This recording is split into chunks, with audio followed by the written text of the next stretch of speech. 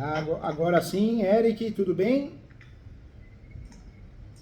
Oi, doutor, tudo bem? Tudo bem? Como que você tá, Eric? Feliz ano novo, viu? Muita paz, Feliz saúde, ano novo. né? Obrigado, Vai ser um aqui. bom ano para nós. Só de a gente ter saúde e paz, o resto vai. O resto flui. É isso, tudo bem, doutor? Tudo bem, e você? Como tá a saúde sua, da família? Tudo bem, graças a Deus. Eu tava procurando umas informações, né? E aí eu É. encontrei os vídeos do senhor no YouTube. Ah, que legal, que bacana. Eu tenho a aula minha da TV Justiça que vai para 15 anos. Eu fui pioneiro aí. Então eu vi que o pessoal até chama de professor, né? Então eu vou chamar de professor aqui, Ah, fica à vontade, não tem ego tá não. É, bom? é porque na verdade eu dou aula todo dia e todo sábado, né? Já, Aham. já há mais de 12 anos. Então por isso o pessoal fala, ô professor Júlio, porque eu atendo muito advogado também, fazendo correção, mentoria, né? Aí tá certo, tá Que certo. legal, bom falar com você, bom te conhecer, viu? Prazer é todo meu. Doutor, assim, a natureza aqui da minha requisição é mais para informação mesmo, né? É. Eu moro hoje com os meus pais, eu tenho 30 anos, né? Mas eu estou namorando e nosso objetivo, eu e da minha companheira, é comprar um lote. E a gente teve interesse num lote a princípio, né? A gente não sabe o que que era, então eu fui correr atrás de algumas informações para entender o que que era um lote rural, né? E essa E aí a gente chegou. loteadora, sempre que a gente vai comprar um lote, um terreno, um apartamento, é sempre importante pesquisar. A primeira coisa que a gente vai Exato. pesquisar se eles estão vendendo registro ou posse. E depois a segunda pesquisa é para ver se eles não são criminosos, né? Então pesquisar Então, no Google, pesquisar principalmente no TJ, mas sim. fica à vontade aí, vai falando que eu vou te ajudar.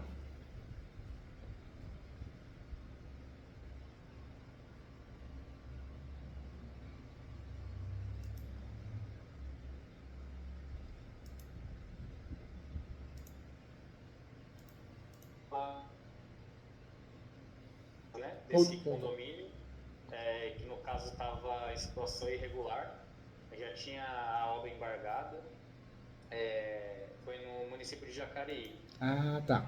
Conheço? É, Conheço. singular, o nome da administradora de bens, né?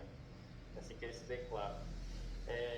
Eu fui com a minha companheira, a gente foi verificar do que se tratava, dar uma olhada nos lotes e tal. Ele falou: ó, aqui é uma zona rural, então não tem IPTU.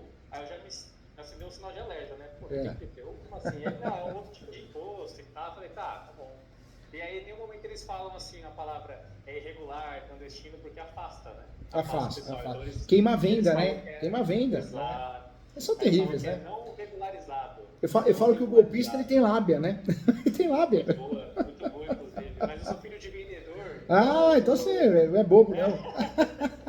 aí, aí eu fiquei, pô, né, assim, meio de pé atrás, mas eu não demonstrei. Eu falei, vou seguir, vou ver o que tem para apresentar e tal, depois eu vou em busca de informação. E aí, fui entender do que se trata, né? Então, assim, o lote rural, essa me corrija se eu estiver errado, mas o lote rural, ele, para ser vendido, loteado, ele tem que ter mais de 2 hectares, né? No mínimo. É a metragem mínima, sem precisar que ele seja, passar por uma reurbanização, né? Então, eles estão vendendo lotes de 1.000 metros quadrados até 2.000 metros quadrados.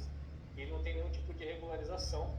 É uma zona rural, não existe nenhum tipo de trabalho de saneamento básico, então é um poço artesiano que vai fazer essa distribuição de água. A parte de coleta de dejetos aí era uma fossa séptica. Então, assim, fui pesquisar para ver, né? Vi É que claro. não era uma coisa regularizada. E aí encontrei alguns processos de embargo, inclusive desse empreendimento, né, que fica ali próximo do condomínio Jequitibá. O nome é bem parecido, inclusive, desse empreendimento, Residencial Jequitibá. Mas assim, os preços são muito atrativos, só que eu vi que realmente o pessoal que contratou, né, comprou esse lote, está passando alguns problemas em relação a isso. E aí, depois dessa visita que a gente começou a estudar, né, vai se aprofundando. E aí, o meu sogro, ele comprou um lote aí numa outra região, próxima aqui, Arujá. E esse lote também é compra e venda, né? É o lote de uma pessoa que tem os hectares, né? Ela loteou e vendeu esse lote. Aí, assim, eu falei, pô, eu acho que é bom fazer essa consulta para realmente entender o que a gente consegue fazer, assim, para regularizar esse Parabéns, lote. viu? Parabéns pela cabeça que você tem. Apesar de ser muito jovem, mas ser inteligente, e é isso. Eu fico feliz quando me procuram antes de fazer negócio. Porque muitas vezes eu sou procurado após. Aí já fez o negócio, já perdeu dinheiro, já teve prejuízo. É fogo, né? Tem que fazer rescisão. Às vezes criminal, cível, né? Nós temos no Brasil o lote irregular, que é aquele lote que o loteador dividiu a área mesmo, fez direitinho na prefeitura, os registros, né? Fez a regularização administrativa e fez no cartório também. Esse lote é o melhor dos mundos, porque você compra um lote e realmente tem matrícula, inclusive individualizada na maioria das vezes, e já vão transferir para você a matrícula. No Brasil, nós só somos donos do imóvel quando a gente tem o registro. Se a gente não tiver o registro na matrícula do cartório de imóveis, a gente não é dono, a gente é possuidor, posseiro, né? E só pode vender para nós quem tem o registro, porque se essa pessoa tem o registro, eu consigo transferir para mim. Então é muito comum isso. Existe o lote irregular, que é aquele lote que é comum no Brasil, passou por algumas autorizações e é vendido, mas não está 100% regularizado porque não tem matrícula, ou só tem matrícula e não está regularizado na prefeitura, ou vice-versa. E tem um lote clandestino, né, que é uma verdadeira, muitas vezes, uma invasão, sem consulta, sem qualquer regularização. Às vezes até é do vendedor, de uma fazenda, talvez uma herança, mas não tem regularização em lugar nenhum. Lote pode ser um bom negócio, porque às vezes tem preço, mas a gente só precisa tomar cuidado para ver o que a gente está comprando. Por quê? Vale a pena comprar um lote irregular? Precisa tomar cuidado. Você precisa sempre analisar, antes de comprar qualquer imóvel, você tem que analisar se você tem risco de perder o dinheiro.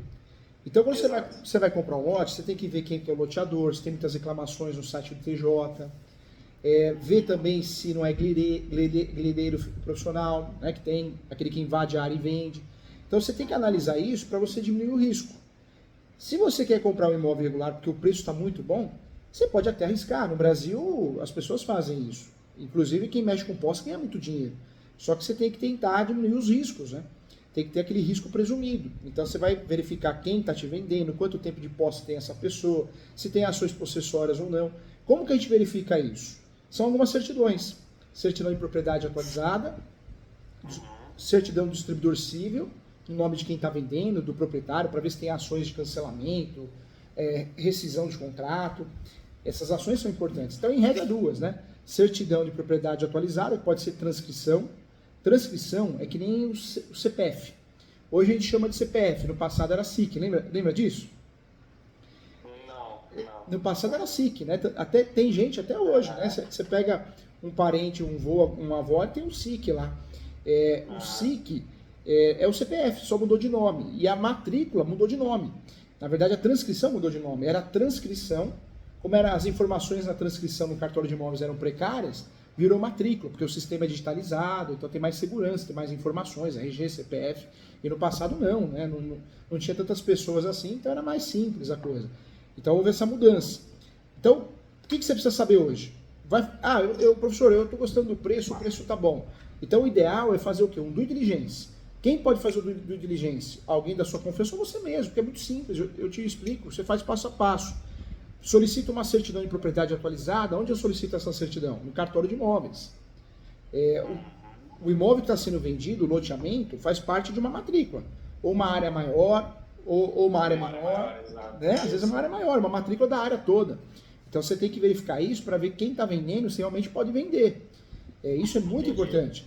E aí as outras pesquisas são certidão do distribuidor civil.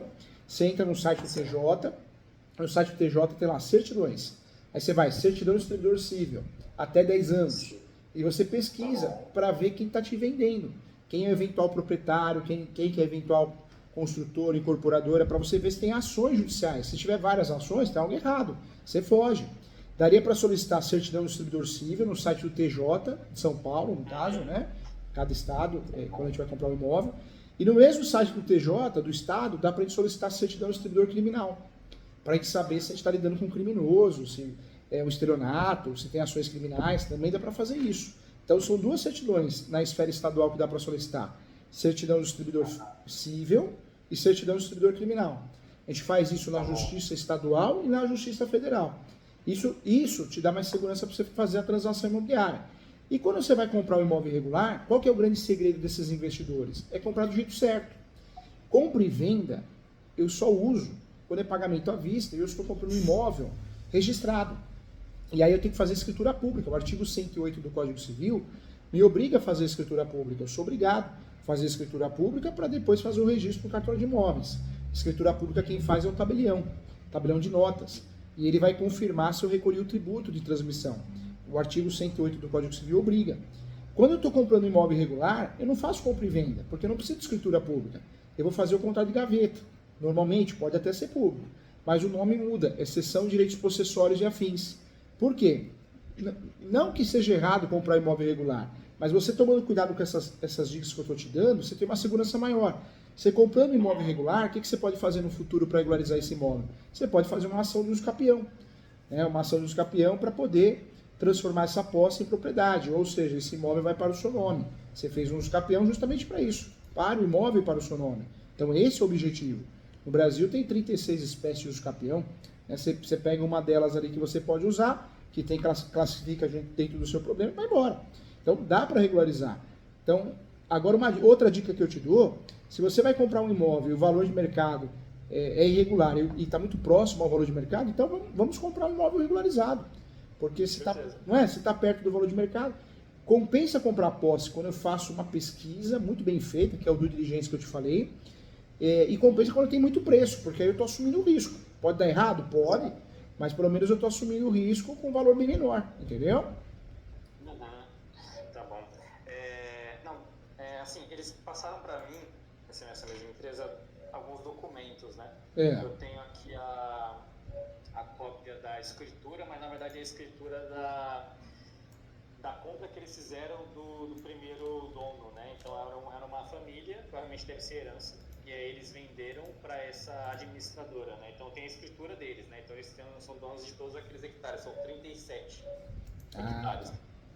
Tá? E aí eles, acho que, eu não sei se demorou muito da compra que eles fizeram, acho que foi 2022, eu acho, 2021 ou 2022.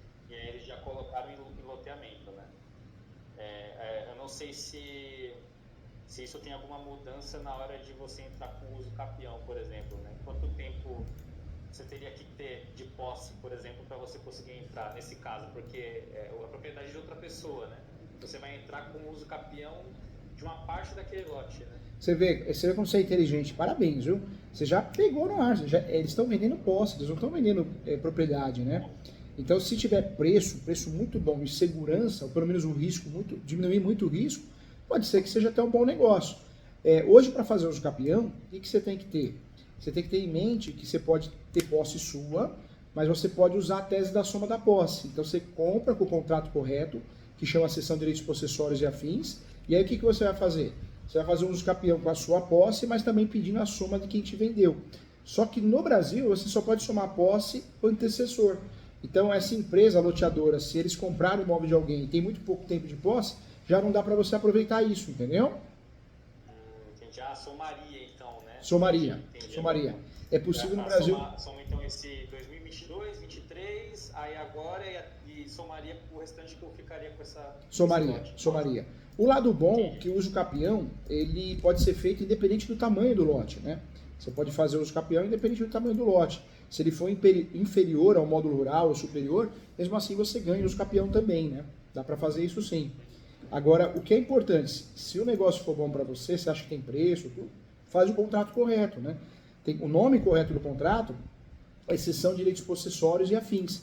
A construtora, a incorporadora, muitas vezes não faz o contrato correto porque o jurídico é fraco, nem sabe disso, né?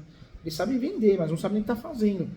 Mas o ideal é você... Você consegue impor isso a eles? Você pode impor, você fala, olha, vocês estão vendendo um imóvel irregular, o título correto é a exceção de direitos possessórios. Eu quero que conste isso no título do contrato. Eu tenho interesse, mas tem que fazer a coisa do jeito que ela é, entendeu? Entendi. Se não fizerem aí, corre que é ruim, porque se faz um contrato de compra e venda, pode ser que um juiz entenda que esse contrato não serve como um justo título, porque falta requisito. Como o artigo 108 obriga a fazer o contrato de compra e venda, o juiz vai falar, olha, eu não reconheço esse contrato como justo título. Então, o correto é fazer o contrato certo, né? Que é o contrato de cessão de direitos possessórios e afins, E para ganhar esse uso campeão, você vai usar o quê? Os requisitos principais, que é a posse sua e somada, animus domini, que é o investimento que você vai fazer. O que é o animus domini, né? É a vontade de ser dono. Então você vai provar que você fez benfeitoria, você está fazendo. E também a posse pacífica, né? Através da certidão de distribuidor civil que você já até tirou, entendeu? Entendi.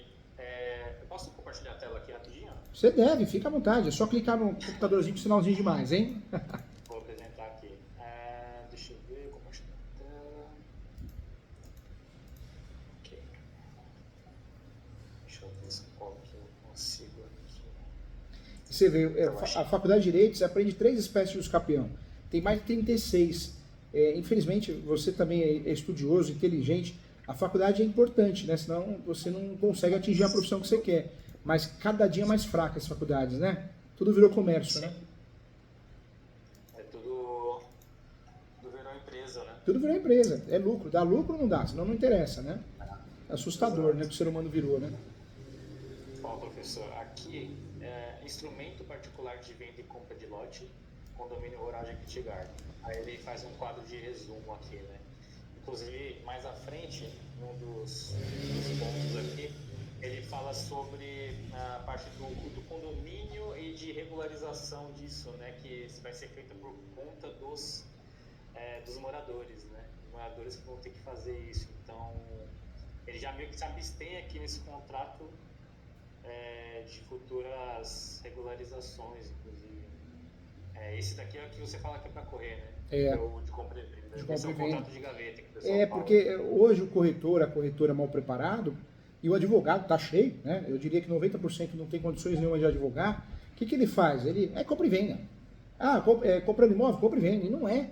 Cada contrato tem, cada título tem a sua história correta, né? Se eu estou comprando imóvel irregular, não é compra e venda, é cessão de direitos possessórios e afins, né? Esse é o contrato correto, entendeu? Entendo. Porque ele vai te ajudar a você usar a tese da soma da posse, usar a posse complementar, usar esse contrato como um justo título boa-fé. Ou seja, ele te traz várias situações positivas para você resolver o problema, que é regularizar o seu imóvel, entendeu? Tá, eu vi aqui algumas perguntas aqui, deixa eu Fica à ver. vontade. Tem algumas que você já respondeu. Não, fica à vontade. É que a gente, como é especialista na área, já vou falando, né? É isso. Vai puxando assunto. Vai puxando e vai embora, né? No Brasil, a gente tem 36 espécies de uso capião. Infelizmente, né, as pessoas não aprendem 3. No seu caso, o uso capião mais recomendável, se for possível, é o extraordinário. É o judicial, mas o extraordinário, é do 1238. Se você conseguisse pegar a sua posse, dando certo, você comprando o lote, pegar a sua posse, mais a posse quem te vendeu e bater 10 anos, ou pelo menos 8, 7, porque aí você usaria a posse complementar. O que é a posse complementar? Aquela posse do decorrer do processo. Poxa, você conseguiria ganhar com mais facilidade, nem de justo título boa-fé você precisaria. Se você não tem esse tempo todo de posse somada, aí você pode trabalhar com o uso capião ordinário, ou ordinária, né? Aí a lei exige o justo título boa-fé, por isso esse contrato tem que ser bem feito. Porque se você não tiver o justo título boa-fé, um contrato que seja reconhecido como tal, você perde a ação, entendeu? Entendi. Deixa eu ver aqui, então você respondeu. Então, quantos anos preciso ter de posse para entrar com o uso capião? Aí nesse caso seria 10 anos? 10 anos, para não depender de ninguém. Agora, professor Júlio, posso fazer uso capião com menos? Pode. Se você conseguir somar a posse com o antecessor, aí você consegue fazer uso capião com um dia de posse. Se o antecessor tem 10 anos de posse, está comprando a posse dele, sim, entendeu? Ele precisa ter... Nós temos 2 instrumentos bons para nos ajudar. Muito investidor, que talvez você amanhã, né, goste do assunto e se especialize, mas tem muita gente no Brasil que ganha dinheiro, por quê? Porque eles compram a posse dos outros, e aí eles fazem uso capião no nome deles, com um dia de posse, um mês, um ano, mas eu estou comprando a posse de alguém que tem a posse há 10 anos, 15 anos, é diferente, entendeu? Esse é um caminho. E o outro caminho é a posse complementar, né? Eu consigo fazer a soma da soma, por exemplo, o primeiro dono tinha, sei lá, 20 anos de terreno, ele vendeu para a incorporadora, né, para a administradora de bens. Aí somando daria, sei lá, 10. E aí eu vou lá e somo com o meu, daria para fazer isso? Não dá. Na verdade, a soma de posse ela é permitida no Brasil, mas ela não pode ser em efeito cascata. Eu só consigo somar a posse com o antecessor, entendeu? Entendi. Tranquilo. Se pudesse, nossa senhora, hein? Aí o céu é o limite, hein?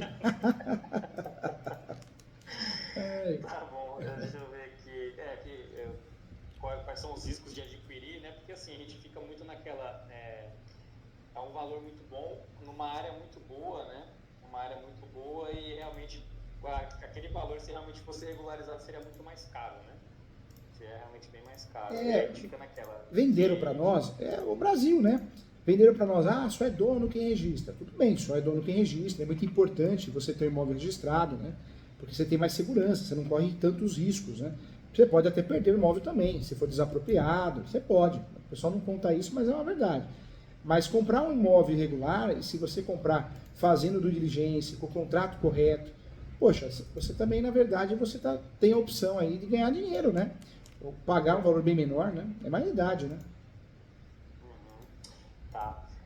Então, acho que eu vou ficar nesse tema aqui só para tirar essas dúvidas. Então, no caso do meu sogro, ele já está lá desde 2019, então ele deve ter uns 5 anos aí de uso já, ele já construiu, então está fazendo um processo de construção.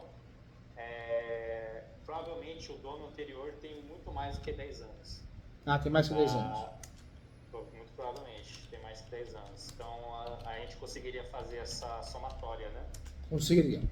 Que legal, isso é bom, hein? Que seria o extraordinário. Judicial, extraordinário. Outra coisa que eu não quero que você caia, porque você é gente boa e não merece isso, cair em golpe. Hoje em dia tem muito advogado que faliu, lá no trabalhista, no previdenciário, faliu porque não é especialista em nada, não é estudioso. Você pega o advogado não quer fazer uma pós, não quer se atualizar, não quer, ele só quer ganhar dinheiro. E não é só na advocacia, na medicina tá assim também, né? Outros ramos também. Aí o que ele faz? Ele inventou a advocacia extrajudicial dele, né? Ele fala, vamos resolver a advocacia extrajudicial. Vou levar para o cartório. Só que aí você perde dinheiro, porque quem paga a escritura pública e certidões é você, e depois não dá registro. Uso capião no Brasil, de cada 100 casos, 98 é judicial. Por que judicial? Porque é mais fácil você instruir, pedir uma audiência, conseguir juntar documentos aos poucos. É mais fácil, né, você evitar temas polêmicos. Cartório da cidade que não faz essa região que você está, você não consegue fazer uso capião nunca, né?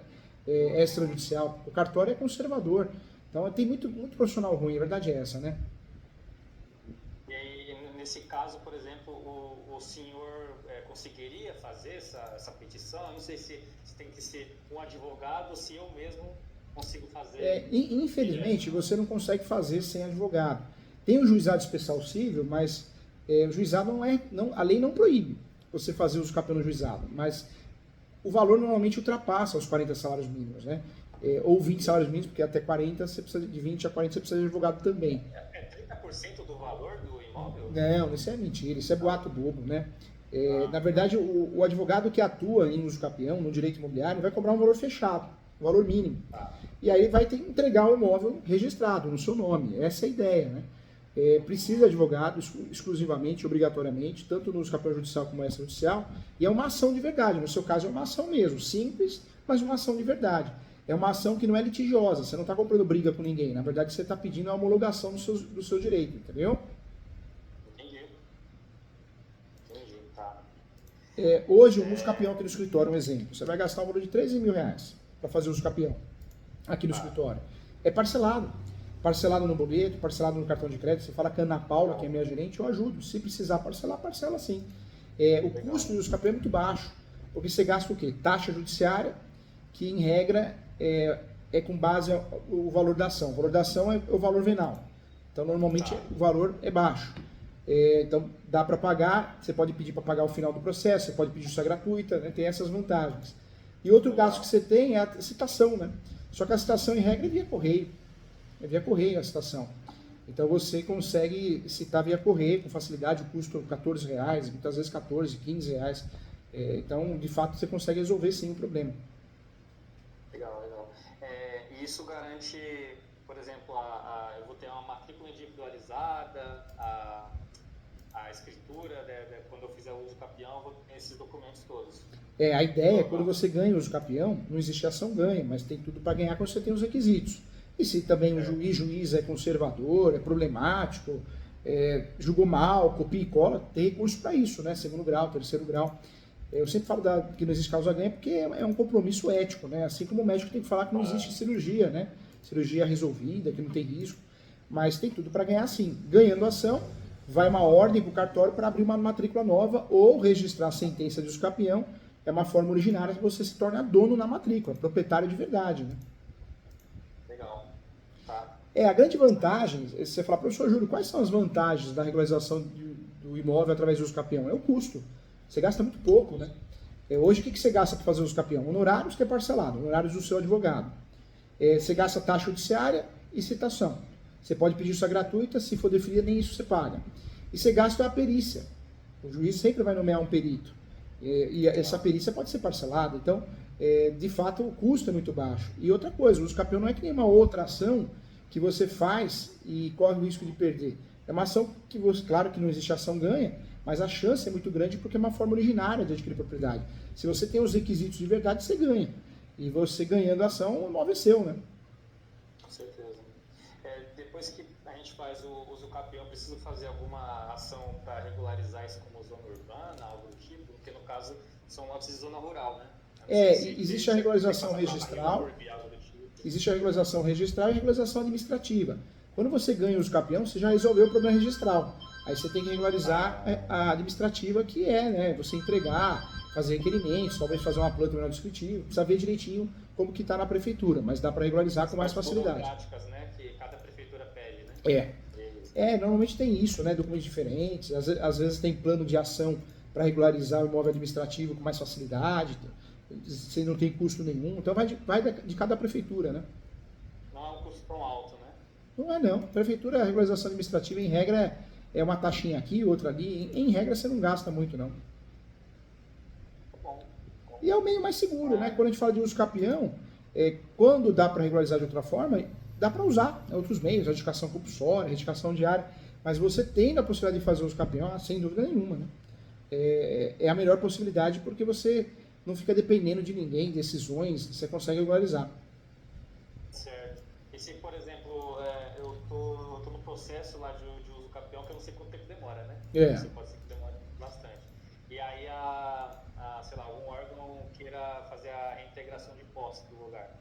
Por isso, o uso capião, no seu caso, ele é importante porque não é só para você regularizar um imóvel, mas quando você compra a posse, você acaba usando o uso capião também para se defender. Dentro do uso capião, dá para você usar uma tese, a súmula 237 do Supremo, você acaba usando o uso capião como um escudo protetor, um guarda-chuva, né, para se proteger. Então, se alguma coisa acontecer, se alguma coisa aparecer estranha, você consegue também se defender com o uso capião, entendeu? Entendi. E, inclusive, dá para pedir averbação premonitória na matrícula, desmembramento da área, né? Ou seja, você consegue pedir o desmembramento da área, unificação de uma área. O uso capião é muito mais do que a gente aprende na faculdade, né? E fazer isso, por exemplo, num lote que seja individual, que não, teoricamente não projete